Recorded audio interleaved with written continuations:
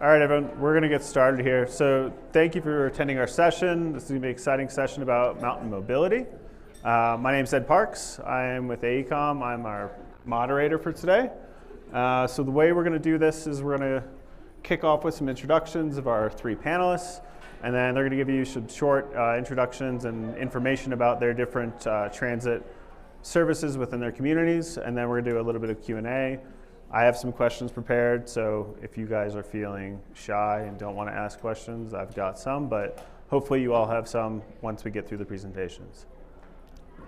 So with that, I'm going to do introductions. Go ahead, Alex. Hi, I'm Alex Roy from Park City, Utah, part of the Utah group, I guess. So I'm the Assistant Transportation Planning Manager, and what that kind of entails is anything from, the 5-year to the 20-year. So I'm kind of oversee long-range transportation planning in Park City, but also, I get involved with a lot of daily aspects of our transit system, active transportation, and parking as well. So happy to talk with you today. Working? I'm Jim Loebe, Transit Director at the town of Mountain Village. We own and operate the gondola system there. I've got 30 years in the aerial tramway space, most of that being in the transportation sector with aerial trams, and it's a pretty unique way to move people between communities. So, also do parking for Mountain Village Municipal Bus, and I have a small Parks and Rec department. Moved to the Telluride area in 1993.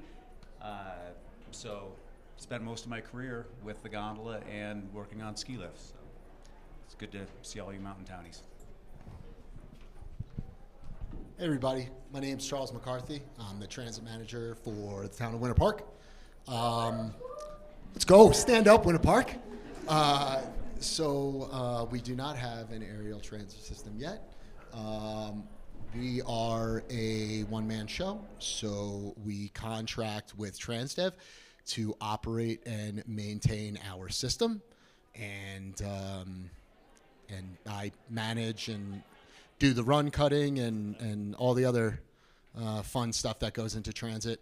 I've been in the industry for about 5 years. Before that, I worked, before I became the transit manager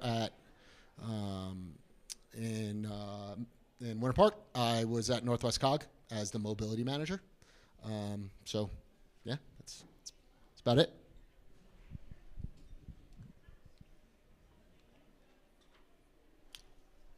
Great, so I'll start a little bit about our regional transit system.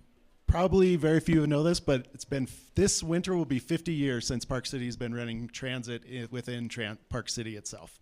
That really started as one route that kind of connected some of the hotels to Main Street to the ski resort. And so it's really grown from a pretty small system that had one focus of moving visitors to key locations to a pretty larger system, looking at what are we doing to connect neighborhoods, what are we doing to alleviate peak congestion, and how do we create an overall transit network that benefits multiple types of users.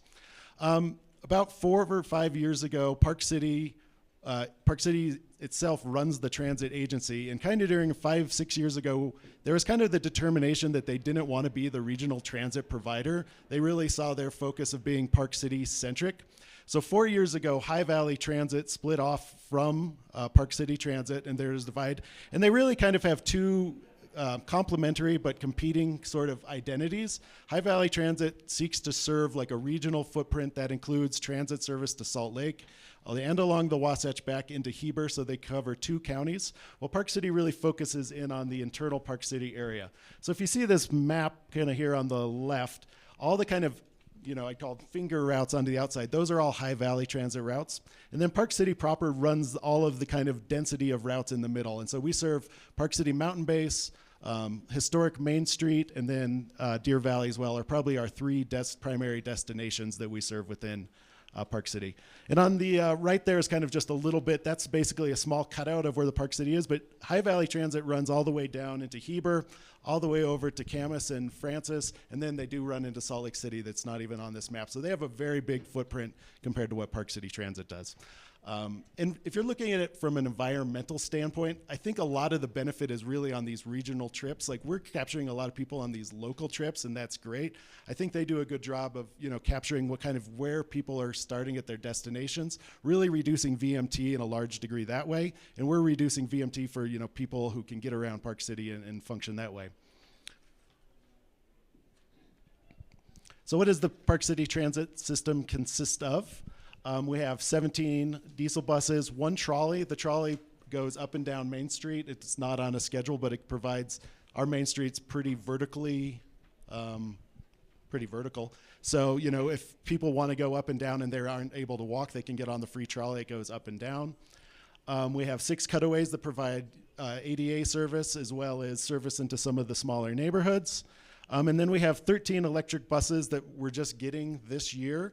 I think one thing that, is a benefit about being an early adopter, and maybe a negative about being an early adopter into the electric spaces, we've actually had about 10 electric buses already. These were produced by a company that went out of business, and now we've had to they're unable, somebody said, I've been there. So, we were great, we were doing well, they went out of business, our mechanics, we can't get the parts to replace them, so we're kind of having to replace our entire fleet as far as EVs. The routes, it doesn't say, it's not showing up, but I'll just tell you we have 11 year-round routes. These are kind of the routes that we see connecting to the neighborhoods, key destinations within Park City, but we do have 2 winter express routes. These go from park and rides to the ski resort bases, primarily. And then we have the winter, or the trolley that I mentioned. And then this past summer, we've kind of identified a need of getting to trailheads. We've seen a lot of congestion at our trailheads. So we've piloted a couple different smaller routes that go up to the trailhead. So that was one new route we've established this year as a trailhead connector. And this is I kind of had to toss this in here because this is probably my area of expertise. So when I first got to the city 5 years ago, we were in the middle of a Park City Forward, which is our long-range transportation plan. And this is 85 projects across all different modes and makeups. It includes policies, projects, and needs. Victoria was on our I don't know what you would call it, advisory committee for this, so she probably knows as much as I do.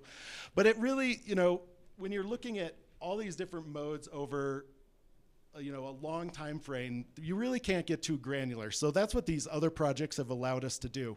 But I think within that framework of looking at the long-range transportation plan, we evaluated all 85 projects on a number of different factors. One of these factors was how sustainable was that?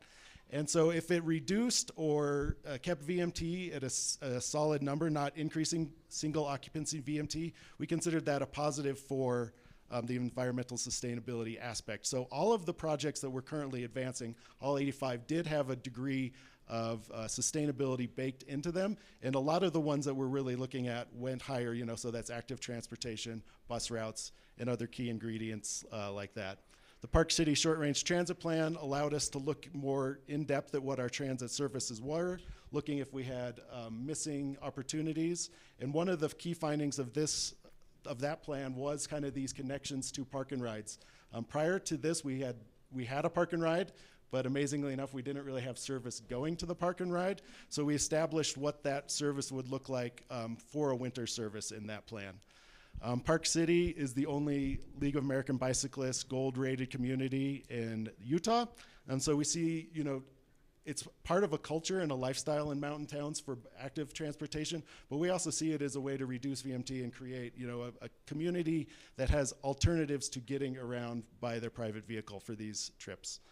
And then the Emerging Disruptor Study we did 2 years ago, this was our chance to take an interesting way of looking at some of these bigger ideas. Lots of times, if you're in the transportation space, which I know probably not all of you are, is you have a master plan or a long-range plan that says people like BRT, okay? And then you put it into a corridor and you hear feedback about what the negatives are about doing something on that corridor. This really allowed us to look at these concepts in more depth and see where they would be applied. So we looked at aerial transit, we looked at BRTs, we looked at Tesla tunnels because they were coming up at the time. We looked at one-way streets. And then we looked at what closing off streets would look like in our city for certain one-way traffic. And this really, it doesn't have projects coming directly out of it, but it has informed how we're looking at a lot of transportation projects once they get applied to a corridor or a specific location. And then the last thing I'll say, it's kind of fun, like transportation is a field where you get to try stuff. And I think that's pretty fun to do. And you get to see like, hey, is this working or is this not working? So some things we've tried over the past year are neighborhood's first pilot projects. This is where we get a request from the community member to, hey, I want to make bicycling or walking safer, or I want to slow the speeds down of a certain street. So, you know, we've tried different things like chicanes to slow traffic down. We've put medians in, and then we go back to the community and say what worked about this project or what didn't work about this project. And this allows us to take a stance before going into a capital project of having an idea what might actually work for the community, rather than saying we need to build something that's really expensive. You're able to do these for, you know, a couple $100 to $1,000. In our short-range transit plan, what we actually heard was kind of an interesting thing was a lot of people want to take the bus, especially to go, you know, recreate, but they don't do it because we don't allow dogs.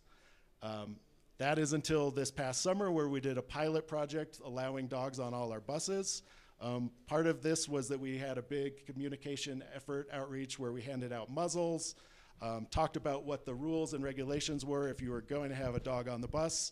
And just recently our council adopted to approve year-round dogs on buses approval. So it's just kind of like meeting the community where they think what will improve some of their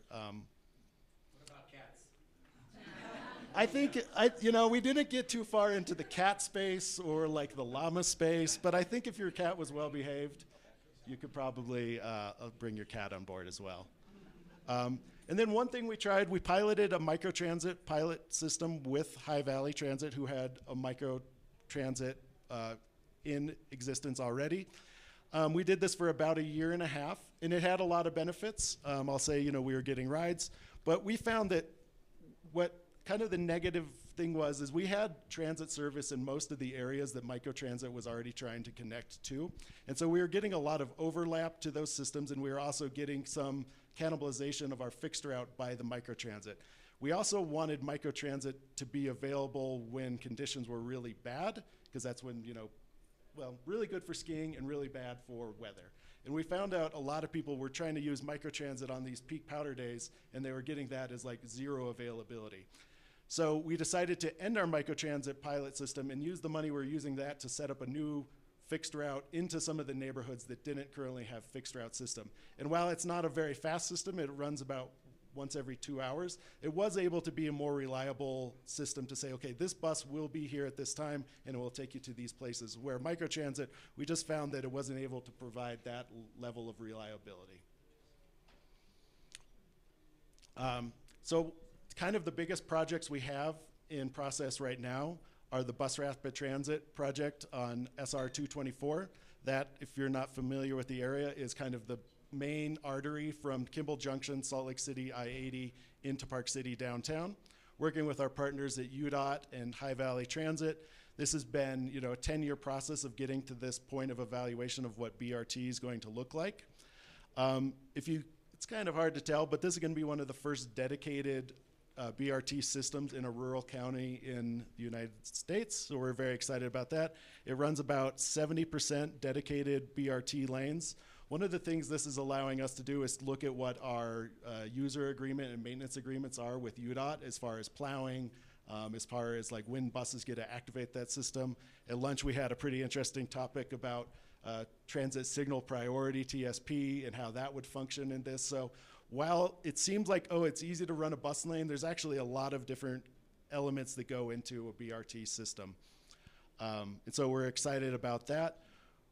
A little bit farther into or a little bit behind, I guess you would say, into the process is the Recreate 248. And so if you're familiar with Park City at all, there's really 2 ways into Park City, if you don't include Guardsman Pass, which gets closed in the winter. So there's that 224 that we're getting a BRT system on, and then the Recreate 248 is looking at SR 248, which is historically the back way into Park City. It's a shorter distance from US 40 into Park City. But you know, as we're seeing a lot of growth in the Wasatch Back, which is Heber, Camas area, we're looking at an alternatives analysis that's looking at multiple different modes and routes to get into Park City from the 248 corridor.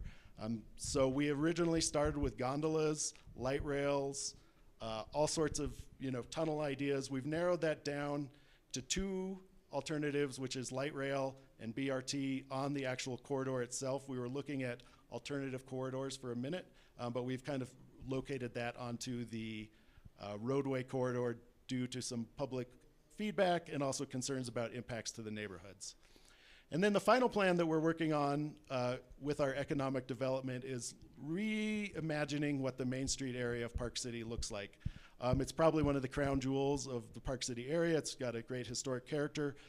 But the sidewalks, if you've ever been there, are quite narrow. They're lacking. They're kind of broken up. So identifying if we want this to be a pedestrian center and an activation center for the entire community, what do we need to do to establish a more walkable, friendly environment? So coming out of that process, they've really identified a blueprint of one-way traffic with parking, with dedicated transit lane on Main Street for that trolley, but then activating the spaces in different ways and like making the sidewalks much more attractive, and then also identifying how that space can be used for programming.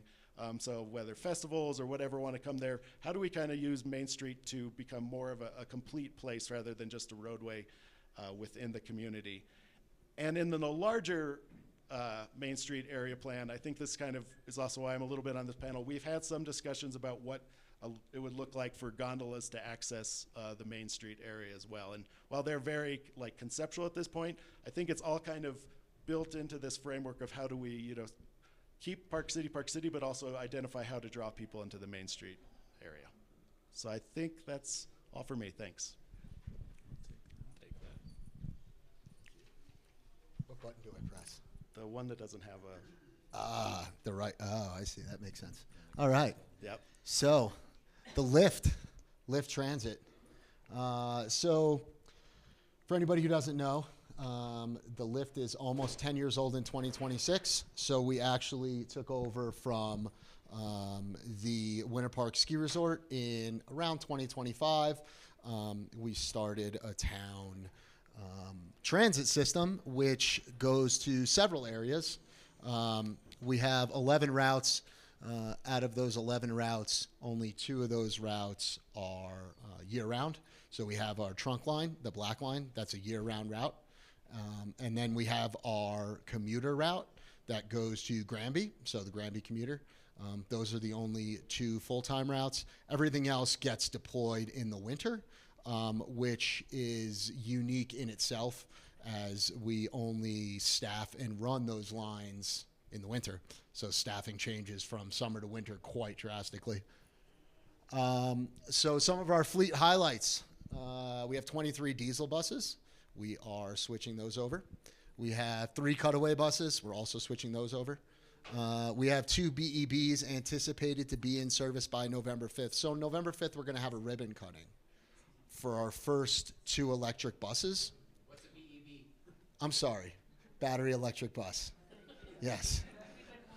I have a habit of, So, so we have our first 2 battery electric buses. They're anticipated to be in service by November 5th. We have 2 additional battery electric buses on order from Gillig. And then we just installed 4 brand new chargers. Those got finished installing about an hour ago, which is pretty cool. Yeah, I'm pretty excited to get back and see those and get them commissioned. We got some fun stuff on the horizon. Route highlights. As I said, we have 11 routes, 10 fixed routes, 1 commuter route, actually 12. So we have 10 fixed routes, 1 commuter route. That's from Winter Park to Granby. And then we have a route that goes to the Mary Jane side of the resort. So we have the Winter Park side of the resort. We have Mary Jane side of the resort, for those of you who are not familiar. And we have a bus that runs to the Mary Jane side, so the Mary Jane bus. We service Winter Park, Fraser, Granby, Tabernash, and adjacent areas of unincorporated Grand County. So we are the only public transit system in Grand County. And we service quite a large swath of Grand County, approximately 160 miles of service territory. New projects. The first one, That's going to be the new wrap for our new battery electric bus, which I put that in because I think it's awesome looking. That was my own enjoyment. Yeah, it's cool. So that's so new projects. We have our battery electric buses. We're integrating them through an amalgamation of state funding and federal funding that did exist. We're probably not going to apply for federal funding for electric buses for like at least 3 years, but we are gonna take advantage of the state funding, CTE grants. It's primarily what we've been using on those state grants, so we can continue replacing our buses. We have a two bus per year replacement schedule, so to keep on that schedule, that's what we're looking at. And I guess that's it. Thanks, man.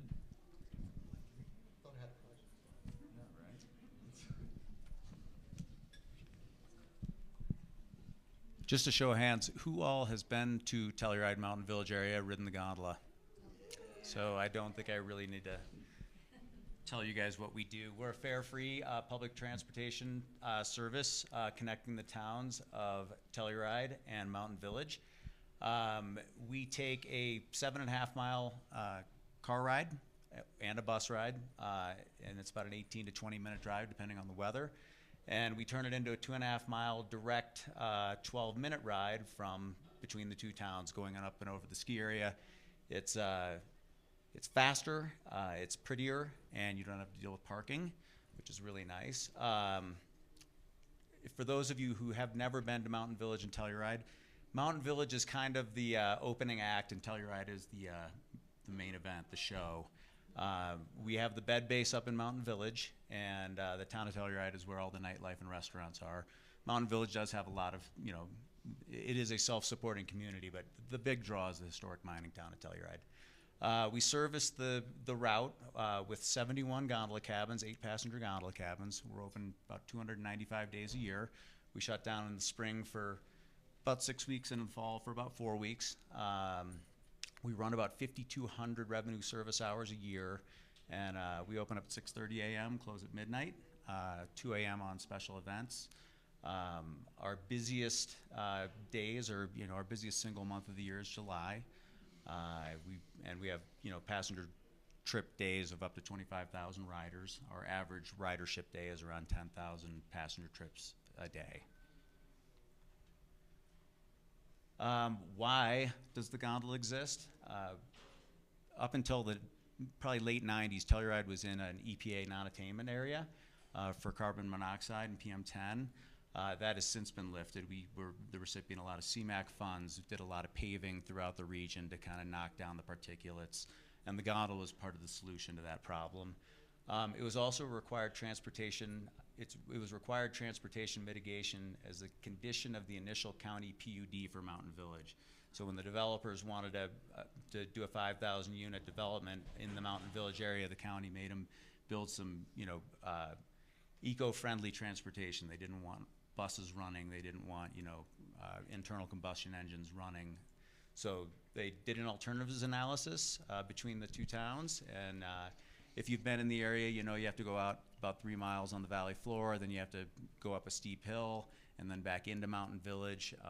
It was, just because of the length of the route and capacity concerns and challenging corridor construction, they ruled out surface transport options like cog railways and light rail, and they went with a monocable gondola system. They even looked at jigback trams and other aerial conveyances, but the monocable gondola system is what they came up with. And it was originally commissioned in 1996 as a part of the PUD. It was a 30-year operation term where the Mountain Village had to pay for 100% of the operating cost on it.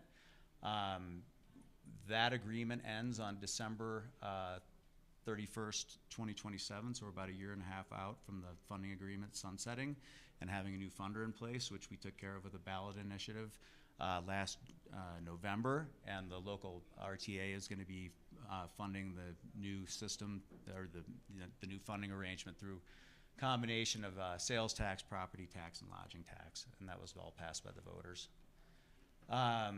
Just some fast facts on the gondola. The design capacity is 1,070 passengers per hour in each direction. We really only realize about 650 people per hour due to the inefficiencies. It's an older machine. It's step-up cabins. You know, most of you have ridden, you know, Vail Gondola 1 or the Breck Gondola, or most of the gondolas that have been installed since the mid-90s. They all have level walk-in, so they're all ADA compliant. It's a seamless transition between the floor of the station and the floor of the terminal. For us, for ADA, we have to stop the machine, we have to put a ramp down, we have to load people with ramps. We do 3.1 million passenger trips a year. That's not unique passengers, that's passenger trips. So if you visited Telluride and you rode the gondola 10 times, you got counted 10 times. So it's not unique visitors. Since we started running the system, we've moved to more than 60 million passenger trips. We've provided over 140,000 revenue service hours. We are owned and operated by the town of Mountain Village, and the system is funded by a 3% RETA. The town can't collect a RETA, so the developers of Mountain Village created a Master Homeowners Association called TMVOA, and TMVOA collects the 3% RETA and then transfers that right over to the town. We pay it up front, and they reimburse us. We are the recipients of federal and state transit grants. We get 5311 formula funding for operations and administration, and we also get capital grants. We've realized in excess of $20 million in grants over the last 28 years of running the service. Our annual O&M budget's $5.5 million, and that doesn't count capital and major repairs and replacements that we do occasionally, which can be up to $1 million in some years. In 2008, we rebuilt the system to the tune of $10 million. We run the machine more than 5 times what a normal ski lift would run in an annual year. So our maintenance program is accelerated by 5x. So we're on, like, they design ski lifts, and most gondola systems run for about 35 years or 35,000 hours. We're at 140,000 hours, so we're heading into life 5 of the existing machine. As far as staffing goes, we have 45 seasonal operations personnel, 14 technical employees, and 14 folks who are just dedicated evacuation staff in case the machine breaks down. They're on call 24 hours a day and come get people out of the cabins. And thankfully, we haven't had to use that very often over the years. As we measure it up, oh wow, your people really cleaned that up a little bit, huh? So if you look at it compared to bus and car, our capacity is just infinitely more. When you see the car capacity of 1.67, that's the FTA's definition, Federal Transportation Administration's kind of benchmark of how many average people per car. So and believe it or not, it's only 1.67 passengers. Our cost per passenger trip is $1.68. That's not loaded with capital. If you load it up with capital, it's about $1.90 per passenger. In rural settings, rural transit agencies usually run about $8 per passenger trip, anywhere between $6 and $10 per passenger trip. We run a municipal bus system, and we're at $9 a passenger trip. So, and then cars can run a little cheaper per passenger. And then if you look at CO2 emissions, and that's pounds per passenger mile, the gondola is by far and away the most efficient way to move it from an emissions standpoint, with the cars being the most expensive. Not the most expensive, but the most burdensome. Oh no.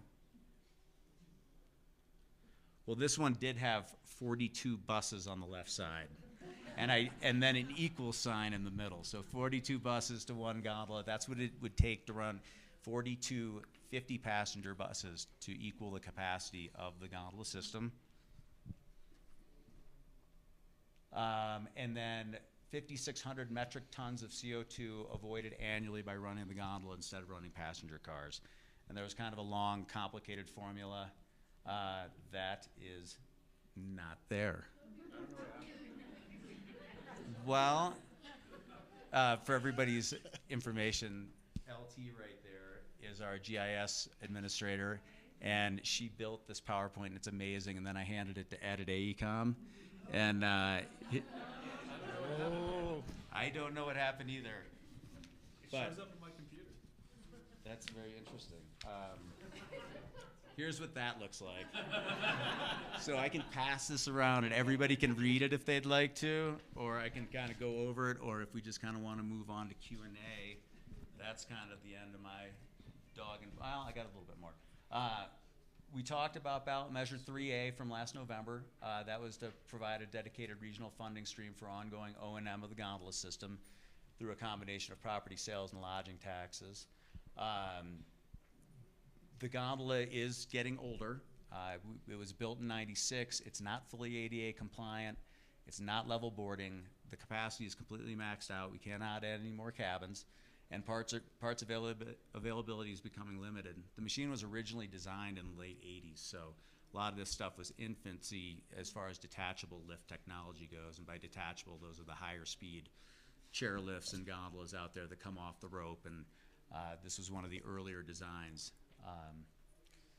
So we're in the process of, what's going on for our future. We're in the process of capital replacement planning, and it's going to be a full gondola system replacement.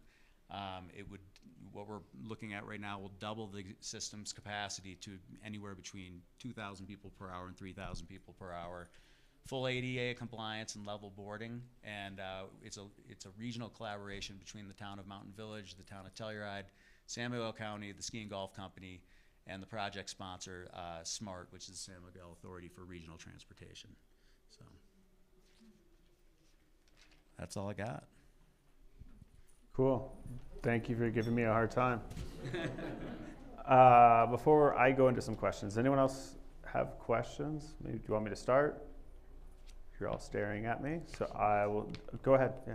Yeah, I had a question for Park City. I remember last year in Jackson, I talked to somebody from Park City that said you guys were looking at reinstating rail in time for the Olympics.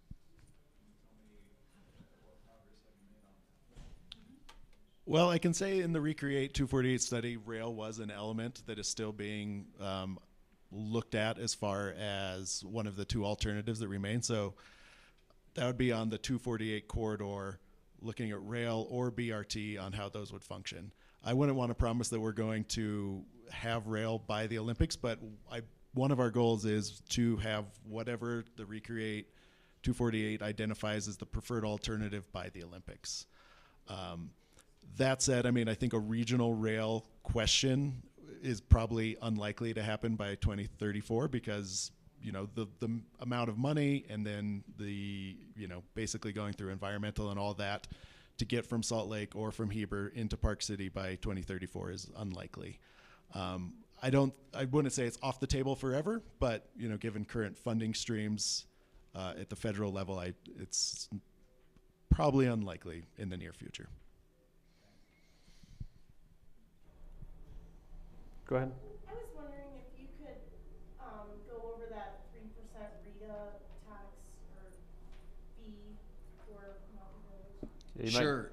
might just explain RETA, I think, at the base level. Yeah, real estate transfer assessment. So anytime property changes hands, whether it's raw land, improved property, houses, condos, whatever it may be, the owners association gets a 3% cut of that. And it's been an incredibly successful revenue collection tool. In big years, it can collect up to $20 million, so.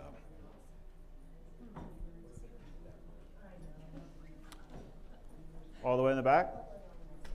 Curious about regional transportation.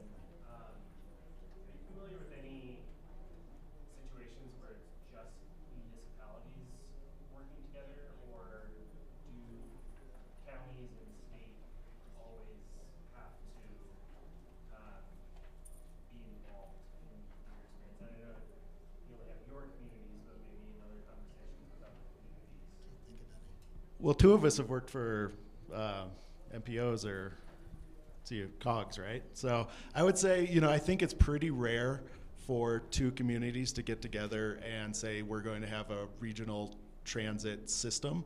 I think there's always, funding discrepancies or understandings of what one community might want versus what the other community might want. And so my background before coming to Park City was with the MPO, Metropolitan Planning Organization of Salt Lake City. So really they, can serve as a glue for those two communities to talk together.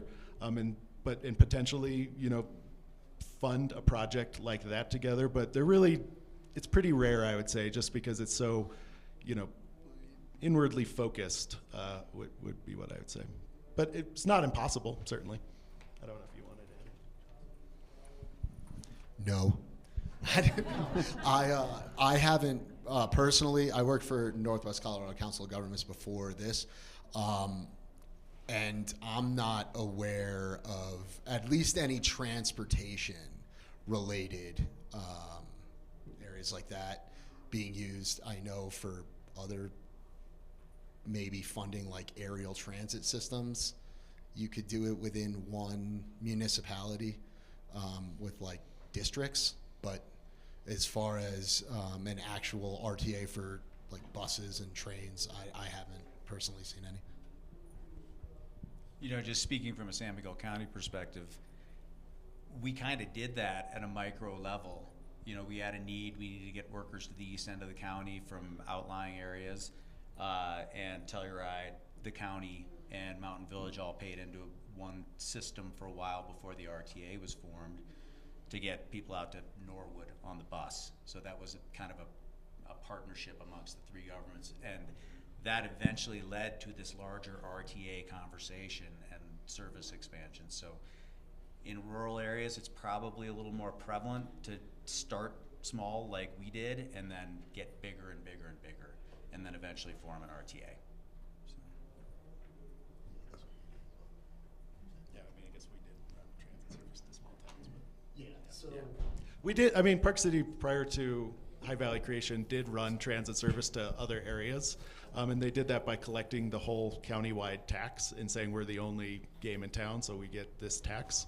And then they did work with other community partners. But I think to really scale up, it's going to take, kind of a more regional focus lens. I know I'll hop in here with one. I know, Jim, you and Charles kind of mentioned the reverse in terms of ridership. And I think this is really interesting within mountain towns, especially because in my position, I'm working on transit modes across all of the Mountain West. And so when you start to see things like in Denver and you see your ridership and it's pretty steady throughout the year and you can kind of move throughout. But Charles, what you mentioned was the fact that you only have 2 routes that run year round, and then you have another 10 that get added on for winter. yeah. And Jim, you said like your highest ridership is July, and like 2 different like aspects. Maybe can you guys just touch on what you're seeing in terms of travel patterns and what's going on? Sure. What we're seeing on the gondola specific, in the 90s and well into the 2000s, we were heavy winter, light summer, and that started to change, around 2010. And now we're seeing, we were 60-40 winter, summer, and now we're seeing like 40-60 summer, winter. And that really took off during COVID. And we got back to ridership patterns. 2019 was our highest ridership year ever. And of course, we had the downturn with COVID, but we were back by 2021, back up to 3 million riders. And we've been maintaining that ever since. But summers definitely were heavier summer, for sure. Yeah, so for us, we have, Winter Park's kind of unique. We have like seasons within seasons. So we have, we'll have the seasonal downturn, but what I mean is just really relaxing a little bit on ridership. In the summer, that doesn't necessarily mean visitors, less visitors are coming. Just the town is small enough to where most people choose to navigate it. In the winter, they'll choose to navigate it via just walking or bikes, things like that. When it's beautiful outside, you don't want to walk a mile when it's gorgeous. When it's snowing and it's absolute blizzard and you can't see, it doesn't matter if you're going a quarter mile, you'd rather get on that bus. And one of those things that we saw is that at the beginning of this year, our ridership was, I want to say normally our ridership's around 400,000. The beginning of this year, we saw 395,000 people just in the first quarter of 2025. And that's quite a bit for a town that has less than 1,000 full-time residents. So being able to kind of navigate that, has been a challenge. And one of the aspects of that we're using to try to mitigate that is the microtransit. One of those projects that we're doing is a microtransit project, and we're choosing to use that in areas that aren't served by our regular transit. We're doing it in a way that won't cannibalize, we hope won't cannibalize our ridership, so we're keeping the lines. We're not eliminating any lines. We're just adding microtransit to go into some of these higher density areas that have, hammerhead turnarounds, things like that, that are a bit harder for a bus to navigate. We're going to use microtransit for that. So that's kind of how we've dealt with the seasonality of ridership. Yeah, go ahead. Charles, can you comment on the O&M costs on your existing transit, especially with your diesel buses, and what you expect, if any, savings on the electrification of the buses? Yeah, so our budget right now, granted, we contract out with Transdev for maintenance. So we pay our operating costs, and then Transdev's hourly and maintenance costs, things like that. The cost to run in just Grand County is running up close to, I want to say around close to $7 million, which is a lot of money. Now with the electric buses, we're not expecting to see a 1-to-1, right, trade-off. Right now it's maybe 1.5 to 1. So cost savings, where we're going to see the most in cost savings that we're looking at right now is probably things like maintenance, and fuel it'll be much more efficient in fuel, but mostly maintenance. We have a lot of older buses, or we had quite a few older buses. Just this year, from switching from our outdated buses to some of the newer buses, I think we had $350,000 budgeted for maintenance. I think we spent $60,000. So if you want to quantify that into what brand new electric buses will look like, I mean, the cost is going to be incomparable. Go ahead. How do you balance in your transportation systems the needs for residents to get to community serving destinations like grocery stores, employment centers, schools, et cetera, with also realizing that a lot of the job is to get lodging, people from the ski resort to the lodging to the hotel to the restaurants to all of that. A little bit of context is I work with the town of Keystone, with Jessica right here, and they're a new town, and their bus system is primarily tourism serving and resort serving, and it's not meeting the needs of the residents, and so we're trying to figure out the recommendations there of how to lobby the Summit Stage and the Keystone and the Vail transportation system to change that around a little bit. So I'm just curious how in your communities how you balance those two needs. So this year, smirking up there. Yeah. It's a hard question. This year, it's actually exciting. So I had quite a few complaints from some of the people that worked at the resort that the buses weren't dropping them off at convenient times. It was too early or it was too late. So what I did this year is I contacted all the department heads from the major departments at the resort. And I said, hey guys, let's look at this schedule together. Tell me what works. Tell me what doesn't work. Give me your suggestions. Understand that we're not going to be able to serve every single person. That's not how transit looks.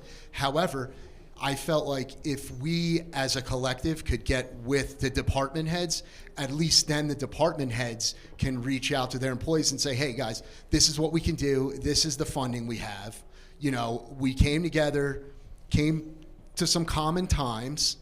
This is the best we can do. Let's look at launching a program to do carpool, with the buses. Let's aside from the buses, let's try to figure out what else we can do as employees. But mainly getting everyone in the same room and saying, hey guys, let's try to figure this out together was far and away the easiest. So I think, you're asking a very good question, and it's kind of to what your goal of transit would be. I think from a historical standpoint, transit's goal has been to get as many riders as you can. And to do that, really, it is from serving destinations where people are very dense to large destinations that people are going. And in our cases, that's usually a ski resort. I don't know how to phrase this other than if you set in a route that's not going to serve those, you have to be able to justify that through means other than just ridership. So that needs to be your community coming out and saying, like, this has been a community benefit because of X and X. And so we have a number of routes that we recognize are not really great ridership per dollar amount that we're spending. And that's okay, because that's not what the goal of those routes is. We have routes that we want to be high ridership, and that's the goal of those routes. So I think it's been kind of balancing those two maybe competing interests a little bit. And it's kind of funny when you'll take it to your board or your elected officials and say, like, this route is performing not well, but it is doing this, and kind of educating them on how that function works as well. Somewhat ironically, though, our fourth busiest stop after Old Town in this 2 ski resort bases is our grocery store. So maybe it is like, that is also a location that is like a critical destination for people, I would say.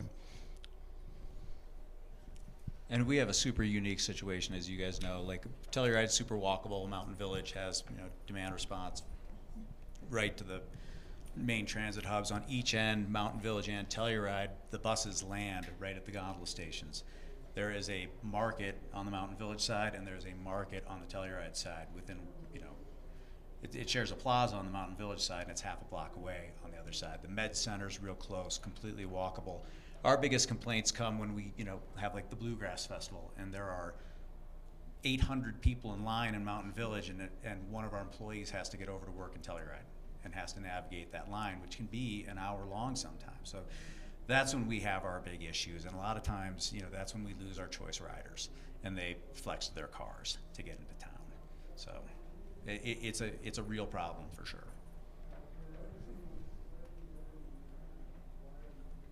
Go ahead. I don't even know if I should ask this question. Oh, this is the best. So for Summit County, we recently put together this entire plan for an RTA, which our county commissioners said, no, we're not going to put that on a ballot to help fund it. And then with federal funding shifting around or disappearing, do you guys have any suggestions in the context of funding for something like that? Can I maybe get more specific? Are you looking at operational funding or capital funding, or both? Both. And we were, potentially trying to link up like Lake County, like Kremling, some of these outlier, Leadville, some of these other communities that a lot of our workforce comes from. We've been trying to build relationships with those communities and figure out a way to fund this. And our county commissioners didn't think it was a really smart time to put this on a ballot for next year. So the whole thing just got shut down.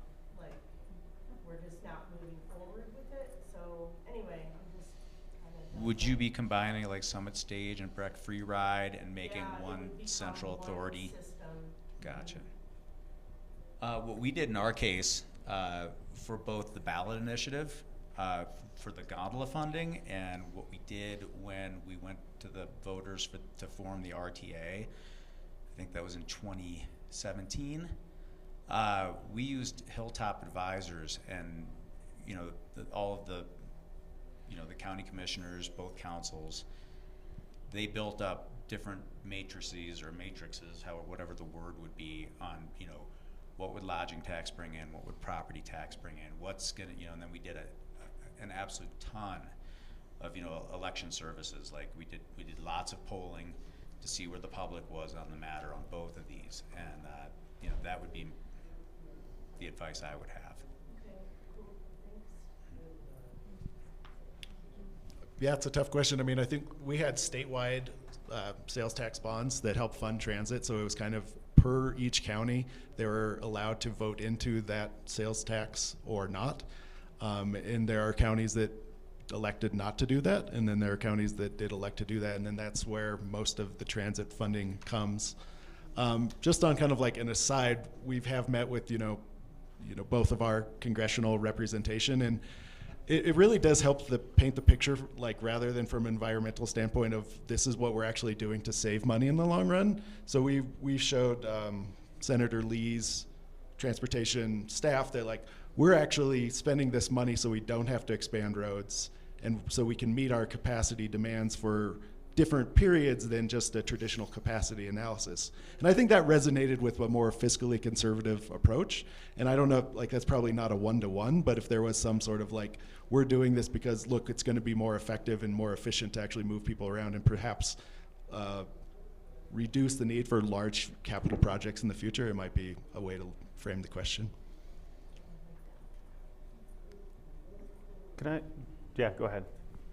Can I just ask, Telluride, was the ballot measure that was passed just for the operation of the gondola?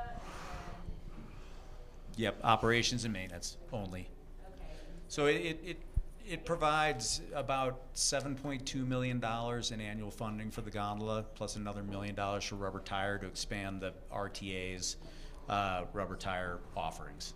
And what do you think the mechanism will be for the replacement then?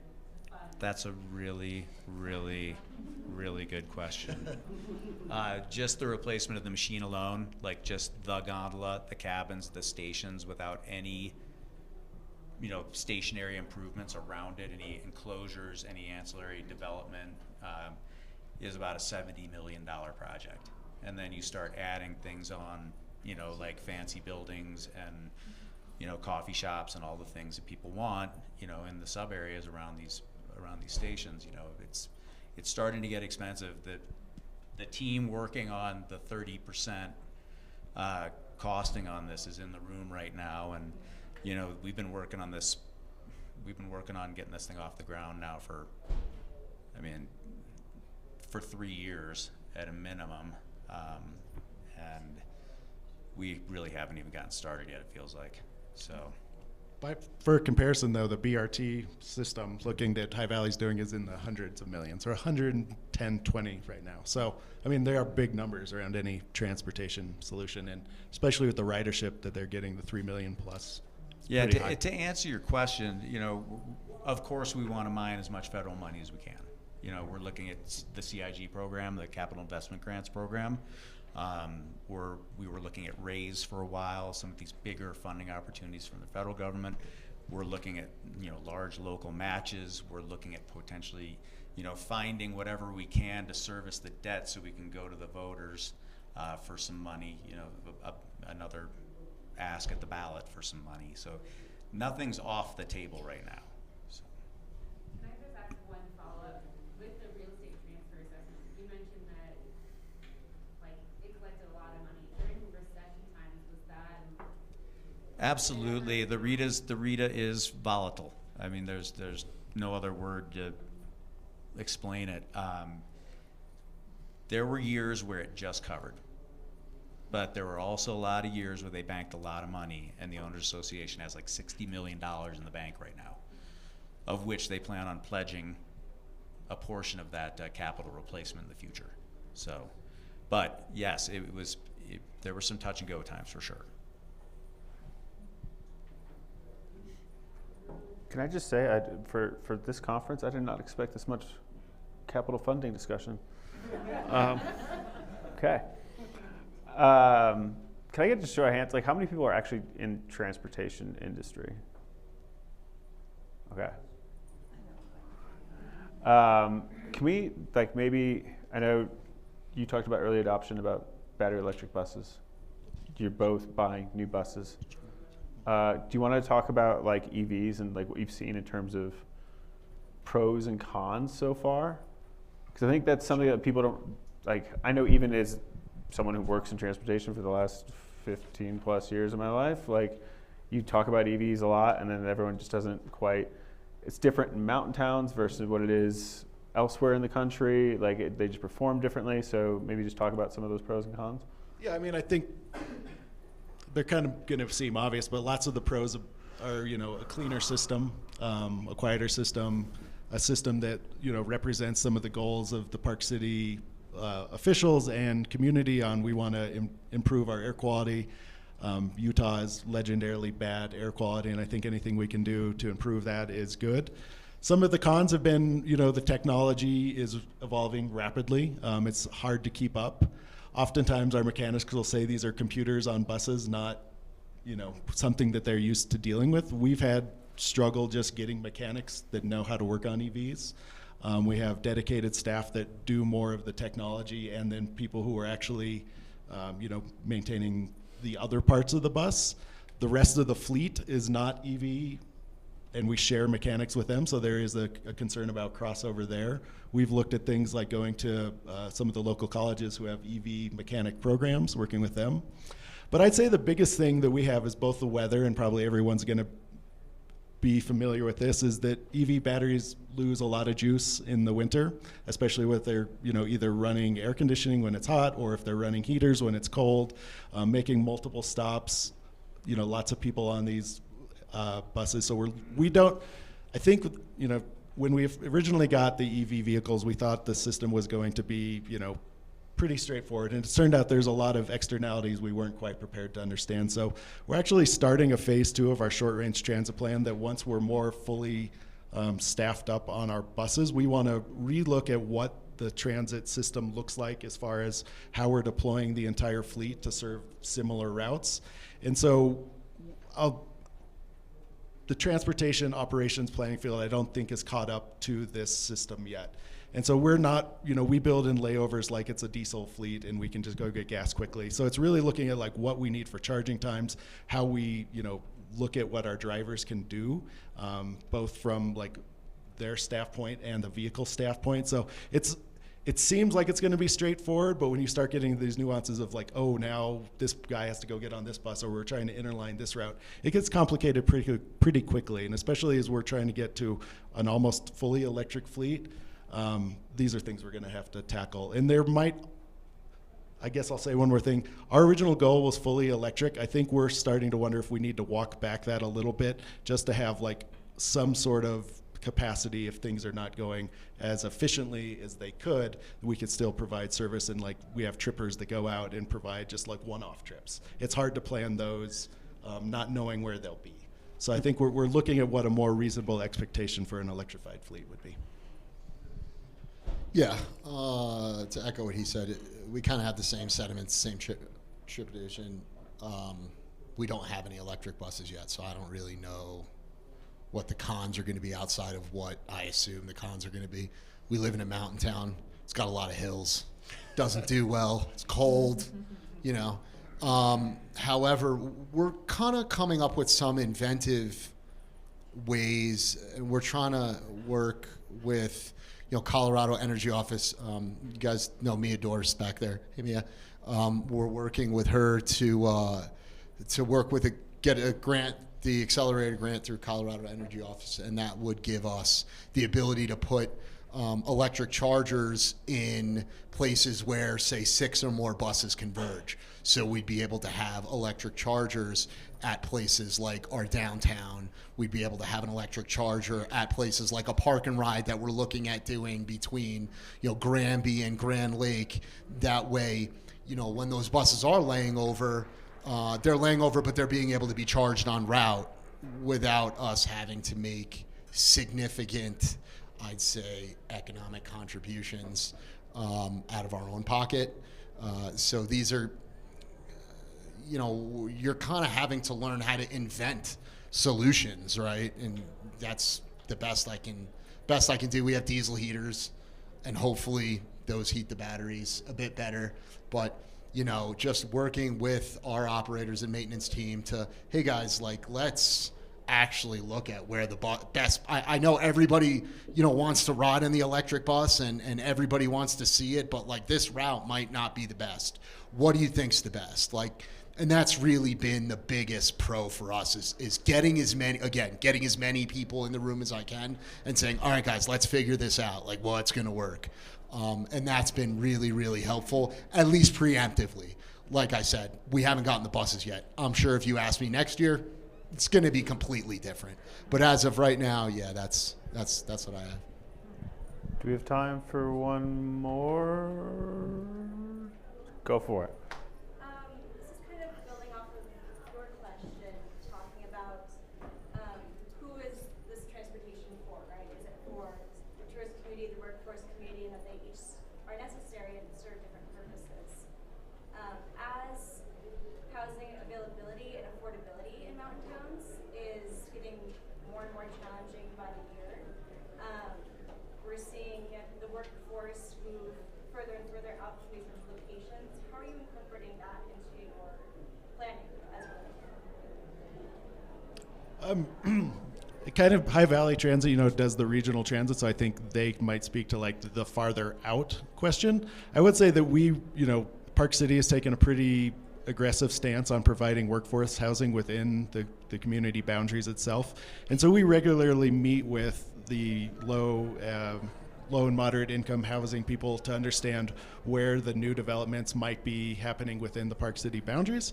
And then we've worked with the developers themselves to talk about what the system would look like accessing those locations. Sometimes they're more infill, which is easier, and sometimes they're kind of on the outskirts, which is harder because they'll come to us and say, we're looking for this certain financing option. We need to have a bus stop here. We're not doing service there. And they're like, okay, well, it's, I understand where they're coming from, but getting service there too is also expensive because then we have to do a reliable service, and it's every single day that we're serving out there. So it's definitely a balancing act. And I think, it's two sides of one coin maybe, is looking at how we can continue to do that. One other thing I'd pull up what Charles does, we're piloting a van pool program to serve some areas that maybe aren't transit rich right now. And so we're subsidizing 50% of a van pool for employees that want to use that, kind of looking at maybe the employee has a different market share or different time needs, and that maybe a van pool might be one way to service them more effectively.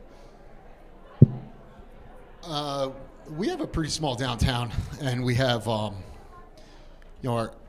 council's done quite a bit as far as affordable housing goes. The resort has a brand new housing complex down there. So,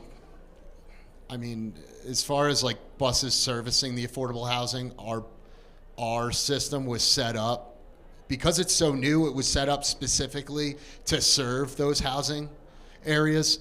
One of the things that we're able to do, since we don't operate in-house transit, is we work with Transdev.